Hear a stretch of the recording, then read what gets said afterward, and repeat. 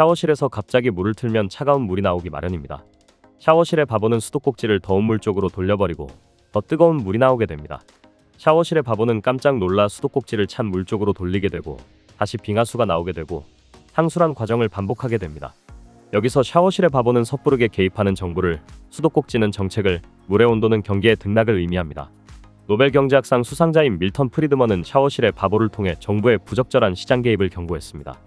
프리드먼은 경기의 고점과 저점을 판단하는 게 쉽지 않고 설령 경기 판단이 정확해도 정부의 정책 결정 과정은 오랜 시일이 필요해 적절한 타이밍을 놓치기 쉽다는 점을 지적하고 있습니다. 특히 정부의 부동산 정책이 대표적인 예입니다. 자유주의 경제학자인 밀턴 프리드먼은 그에 져서 선택할 자유에서 자유보다 평등을 앞세우면 평등과 자유, 어느 쪽도 얻지 못한다고 주장합니다. 프리드먼은 하이에크와 함께 신자유주의를 대변하는 대표적인 경제학자입니다. 그는 통화주의를 주장하였고 1970년대 이후 주류 경제학에 지대한 영향을 끼친 경제학자로 평가받고 있습니다.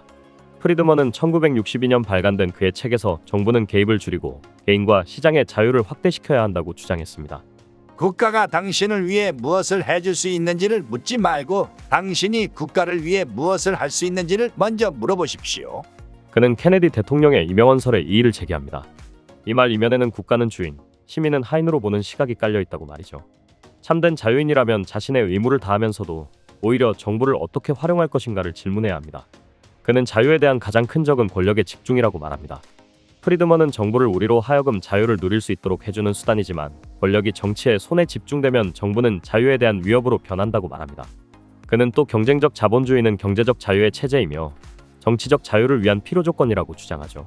특히 그는 세계대공황에 대해 케인즈와는 다른 견해를 내놓습니다.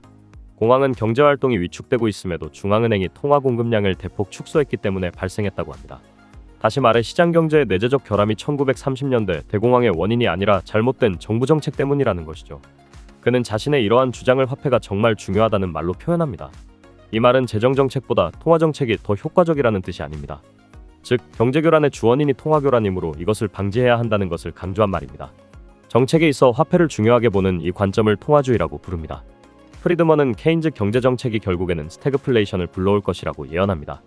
그리고 1970년대부터 그러한 현상이 나타나죠. 이후 그의 주장은 가장 보편적인 경제이론으로 받아들여져 레이거노믹스와 대처리즘에도 많은 영향을 주게 됩니다. 프리드먼은 1969년 런던의 한 강연에서 유명한 말을 남깁니다.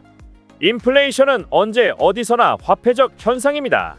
그는 정부 지출을 확대하면 실업 문제에는 도움이 되지 않고 인플레이션만 발생시킨다고 말합니다. 프리드먼은 경제학의 새로운 지평을 연 공로로 1976년 노벨 경제학상을 수상합니다. 만화로 보는 맨큐의 경제학 강의는 휴넷 또는 이패스 코리아에서 유료로 수강할 수 있습니다. 경제학의 베스트셀러 만화로 보는 맨큐의 경제학 시리즈 2판 출간. 지금 온오프라인 서점에서 만나보세요.